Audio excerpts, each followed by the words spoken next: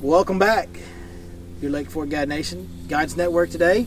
Got another guide, my old buddy J. Crawford, Justin Crawford. How you guys What's doing? up, brother? You doing all right? Yes, sir. Doing good. You guys saw us catching a few fish on Monticello. Hadn't seen this guy in a while because he's been down there in North Mexico, a.k.a. Lake Falcon, right? Yes, sir. Justin, Falcon Lake. Justin been down there for about a month or so. He's been guiding, but he caught the biggest fish of anybody I know this year. How much did it weigh? 12.2. Was blessed and the stars said lined what? up. 12.2. 12.2 pounds. 12.2 pounds. Dude, freaking hammer, man. That's a giant of giants right there. Yes, sir. Stars lined up for us that day. We were very blessed. Hey, man, that is a special fish. A summertime 12-pounder that just doesn't, wow, that's incredible. Biggest fish of anybody I know that is, of anybody that I know, that's the biggest one I know I've caught this year. And I know a lot of guys that fish a pretty good lake that are pretty good at fishing. Yes, sir. So Justin actually is going to do the Guides Network today. Any of you guys that are down in South Texas, and for any of you Central South Texas guys that have, those type of trees that are on those rocky points and stuff that he's going to talk about, he was flipping timber with a little Texas rig, and that's what he's going to explain to you today on the Guides Network. So y'all stay tuned.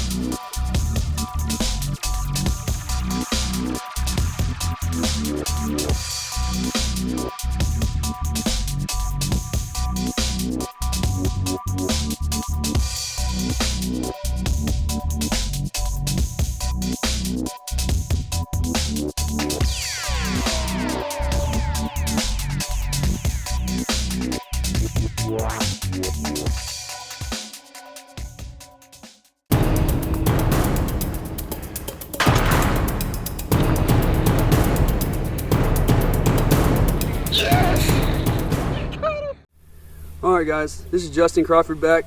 I want to go and explain to you guys how I've been catching my fish the last month on Falcon Lake. Majority of my big fish came from flipping wood and flipping timber in the 4 to 10 foot range. And almost every one of my fish came off the baby brush hog, Zoom baby brush hog, and the watermelon red magic, and I dipped my tail in the chartreuse dip and glow.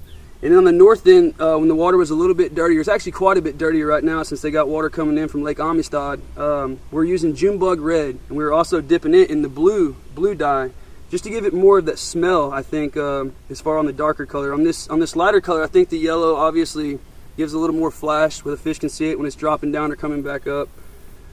My setup that I was using the entire time I'm down there flipping wood, I always use a 7'11" heavy Kistler rod. I got a 7:3 gear ratio so I can catch up to my fish, and I'm always using 60-pound braid to pull them big fish out of the wood.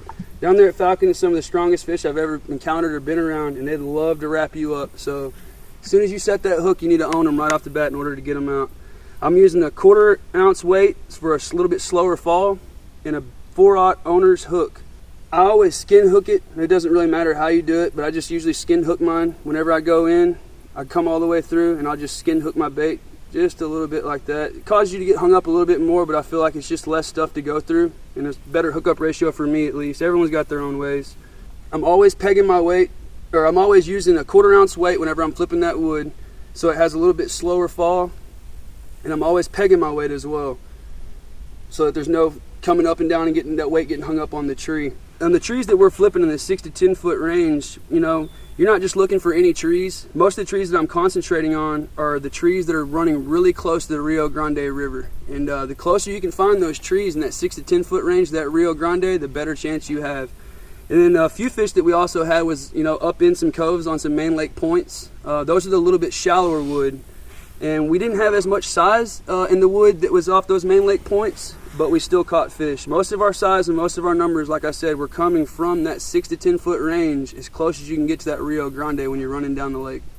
And Mexico side was a little bit better for us than the US side. It seems like there's a little bit more timber in that depth area that I'm looking for.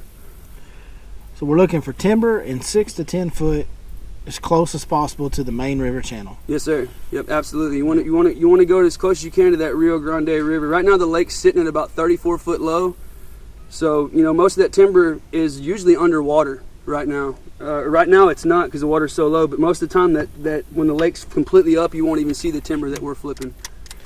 Now, does it matter? Does the inside bend versus outside bend of the channel, does that matter, or just get close to the channel and cover water? The inside bend and the outside bend of the river channel is not going to affect you too much.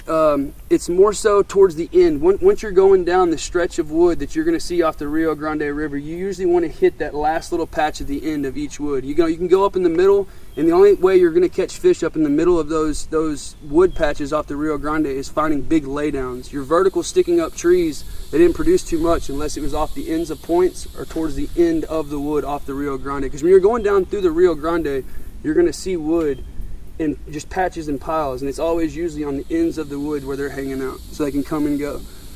So it'll be like a line of trees, and you're focusing on the basically the points that the timber's making along the river channel. Yes, perfect. sir. All right, awesome, very good. That's pretty precise, man. You dialed it in pretty good. Obviously, you caught monster bass there doing that, so that's pretty good pattern. Well, let's get up and show them. I mean, we don't have standing timber here, but let's pretend we do, and give these guys a good explanation of what you were doing, how you were flipping, and how you were getting that bait through that cover and getting those bites. Yes, sir.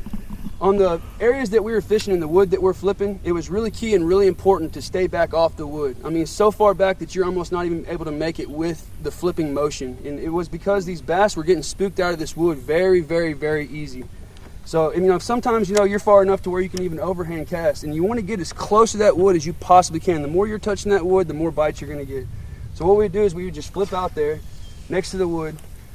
Did you try to get it right next to the trunk or out on the ends of the branches? Yes, sir.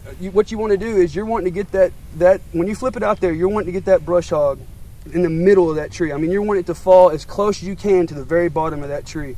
And on the way down, you're wanting that weight and that brush hog to hit that tree as much as possible. And I would say 80% of our bites came from the way up. It was never on the way down. Once you hit the bottom of that tree and you come up, you always want to have your line and your bait at an angle to where when you come up, you're hitting branches that are underwater coming off that tree. And a lot of the time, as soon as you come up and make that nick on the tree, or as soon as you hit the tree, bam, that's when it was. And as soon as you feel that hit, you have to own that fish immediately. If you give her any play at all, she will wrap you up. And it's almost impossible to get them out of those trees down there in Mexico. Well, that's it. Pretty simple.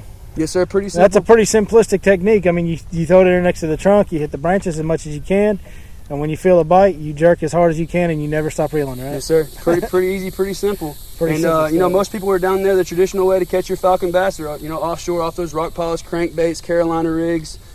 Me being a fork guy, man, I love the wood and I love flipping, and it paid off for us. Simple and easy, but not a lot of people are doing it on falcon right now. So took the old Lake Fork training down there to Mexico and put a whooping on them big Chicano bass. Yes, sir.